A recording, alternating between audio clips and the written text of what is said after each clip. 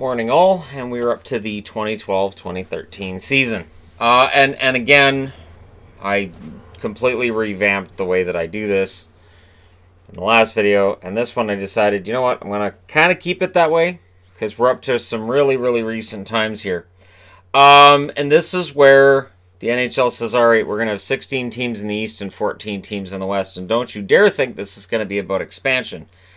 Since then, they've added 2 more teams to the West. So when the NHL says we're done with expansion, grain of salt on that one. 650 million reasons to think they might give it another go. Top 10 players in the league according to the Hockey News yearbook that year. Crosby's at number 1. Ovechkin back up to number 2. Stamkos number 3. Erik Karlsson's at 4. Tavares at 5. Jonathan Toews at 6. Malkin at 7. Patrick Kane at 8. Patrice Bergeron at 9, and number 10 they have Drew Doughty.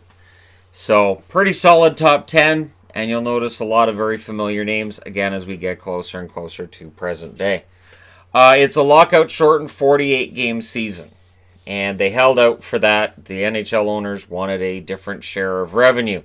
They felt the players got way too much in the last collective bargaining agreement. So they sheared it back to 50-50. I think it was 57-43, and they sheared it back to 50-50. And that's where it is. And it feels like everybody's happy with the situation as it is right now. The Chicago Blackhawks, they only lost 7 in regulation the entire season, and they lost 7 in the playoffs. They win the Stanley Cup. And they're the first team in the salary cap era to have won 2 Stanley Cups. So, pretty big number there for Chicago, and considering what happened to them in 2010 with the issue with the cap, with the contracts, the fact that they get back and win the Stanley Cup again is remarkable, and they don't go through nearly the amount of teardown after that Stanley Cup win that they did in 2010.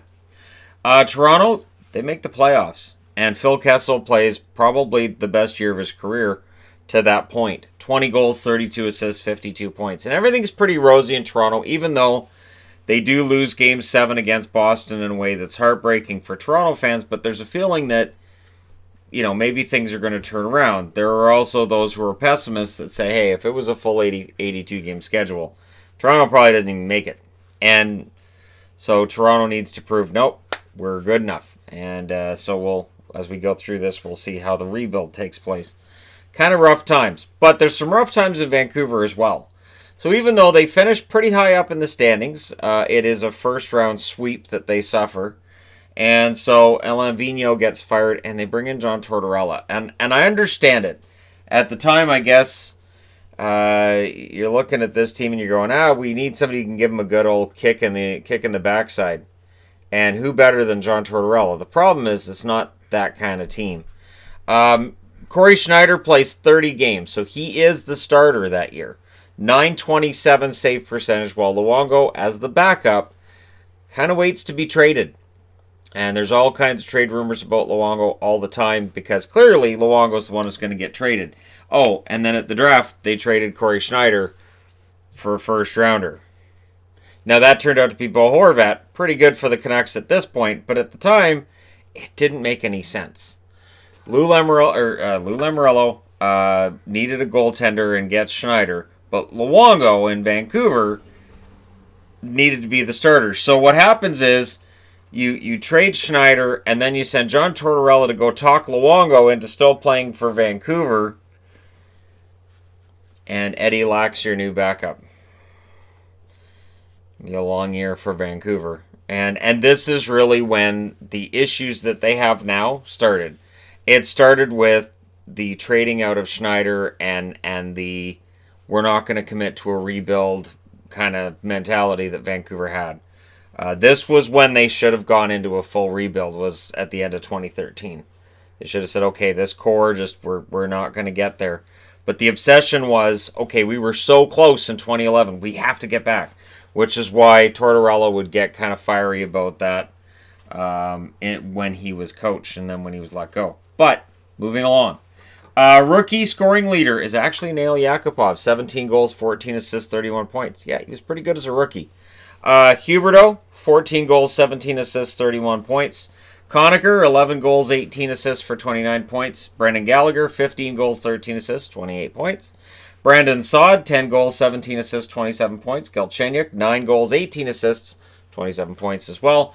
Schultz had 27 points for the Oilers, 8 goals, 19 assists there.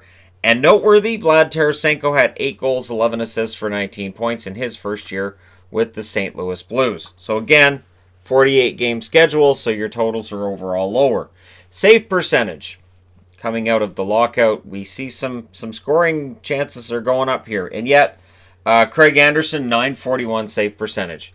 Vezina Trophy winner, Bobrovsky, 932 save percentage. Tuukka Rask, 929 save percentage. Corey Schneider, as mentioned in Vancouver, 927 save percentage. Lundqvist and Corey Crawford both have a 926 save percentage that year. So overall, the goaltending numbers are pretty good, considering we're getting into the era where we're going to see some more scoring. Anaheim, they had a 22-3-4 start. Hiller and Fast were pretty excellent in net for them, and then it just sort of wore down, and they get knocked out in the first round. So again, with Anaheim, it's kind of a, things are great, or are they? I don't know. How are things? Which is the real Anaheim Ducks? Boston, they're Stanley Cup finalists. So that's the good news. The bad news is that following summer, they would trade Tyler Seguin. Also on the good news front, they tried bringing in Jarome Iginla. Now, Iginla, initially, there was some talks about him going to Boston or going to Pittsburgh. He chooses Pittsburgh, ends up going to Pittsburgh. Pittsburgh gets swept in 4 by the Boston Bruins. If there was a series that ever made me happier than that one, I can't think of it off the top of my head. But that was a pretty amazing overall spring. And the funny thing is that even though Boston lost in the finals, I actually thought they were better in the playoffs in 2013 than they were in 2011. They just didn't win a Stanley Cup because Chicago was that good. Calgary, they finally start the rebuild. It was something that people have been talking about for years. And they were just trying to continually prop things together and mash things together so they could get into the playoffs and get a shot at it. But with the departure of Iginla and Kiprusoff clearly leaning towards retirement, Kari Ramos is going to be their starting goaltender. The rebuild is on the way. Colorado, these guys, 4 wins on the road that year. That's crazy. Now, I know it's a 48-game schedule, but still 4. Poor defense overall, and then Nathan MacKinnon is drafted number 1 overall that year. So, Nathan MacKinnon, about to change things for Colorado. Or at the very least, he will eventually change things for Colorado. It's a slow burn for McKinnon those first few years. Columbus, well, there's no playoffs, but they finish 19-5. So they're 19-5 in the second half of the season, which gives you hope. You've got the goaltending of Bobrovsky. So things look good, and then they sign Nathan Horton to a 7-year contract, which he barely played anything of before injuries sideline his career. That contract's still out there, but he'll never play again. So kind of a tough transition for Columbus there. Dallas, they changed their logo in the offseason, and there's a whole mentality of, okay, we're going to change everything. So they bring in Jim Nill to give him a 5-year contract. You're in. Nill hires Lindy Ruff, gives him a 4-year contract. You're in. Okay, not going to be any changes other than the fact that a lot of veterans get moved out. Tyler Seguin gets brought in, and Nichushkin's going to join this lineup, and it's going to be great. It's going to be awesome. A lot of optimism in Dallas that offseason. I was very guarded in my optimism. Florida, they go from division winners to 15 wins in a season. So they raised the banner. They beat up the Hurricanes that night when they raised their division banner, and then the rest of the year is just a mess. So for Florida, they're right back where they started. However, they do draft Barkov at number 2 that following spring. So that's pretty good. It's always a nice consolation prize to draft a pretty highly thought of prospect like a Sasha Barkov. New Jersey, no playoffs. Berder's getting older. He's not wanting to admit he's getting older, and his abilities were starting to slow. And so New Jersey, Lou Lamoriello says, all right, I'm going to bring in a new guy, and Corey Schneider gets brought in. And this leaves things a little awkward because Brodeur doesn't say, all right, well, he's the new starter. Brodeur's like, I'm not giving up my job. That's not happening. So even though Brodeur had a save percentage of 901 that year and Schneider at a 927, in Brodeur's eyes, he's still the starter until Schneider pries it from his cold, dead hands, that whole title of starter. Corey will get it, but there is a bit of a split. So Corey Schneider goes from an awkward situation in Vancouver with Luongo to a situation I would argue is more awkward in that now he's the new guy on the team playing behind one of the best goaltenders to have ever played the game in Brodeur. And yeah, it's just, it's tough. Islanders, they make the playoffs. Yeah, amazing, they make the playoffs. Tavares plays a large role. 28 goals in those 48 games. 19 assists for 47 points. And Nabokov has 23 wins. The interesting thing, of course, is that Nabokov was picked up on waivers by the Islanders. And Nabokov's like, I'm not playing for the Islanders. The Islanders had to convince him. Garth Snow had to sit him down and go, look, we've got your rights. Come play for us. And finally he did, and then they did the right thing and they bought out DiPietro as well. DiPietro that season played a grand total of 3 games. So they used a compliance buyout on DiPietro, and the compliance buyouts were basically like, all right, so we're going to drop the salary cap all over. Now, because we're going to drop the salary cap, for teams that have a contract they don't want to pay for anymore, you can use a compliance buyout on one of those guys. So the Islanders used that on DiPietro. Minnesota would have used one on Danny Heatley, but he was injured. If a guy's injured, you can't use a compliance buyout on him. Ottawa Senators, they're out in round 2. So things are good, but Daniel Alfredsson leaves to go to Detroit. And you get the feeling he didn't leave on good terms. Now, he says, I'm going to Detroit to win a Stanley Cup. Well, when a guy says I'm going to that city to win a Stanley Cup, usually they don't. I don't know why that is, but usually they don't. And Erik Karlsson was limited to 17 games that year. So it's remarkable how well things turned out for Ottawa while Erik Karlsson wasn't playing. Mark Mathot had an excellent year that year. And, of course, Anderson's 941 save percentage doesn't hurt. Pittsburgh. A lot of unrest after that sweep by Boston, but Ray Shero comes up and says, I believe in this team, I believe in this core, and he doesn't make any rash changes, even in net. Marc-Andre Fleury played great in the 2009 playoffs. Absolutely.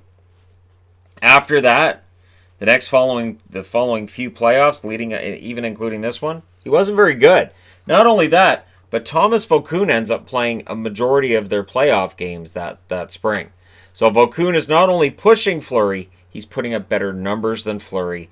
And there's a lot of talk about, hey, Pittsburgh's going to have to upgrade their goaltending if they want to get anywhere.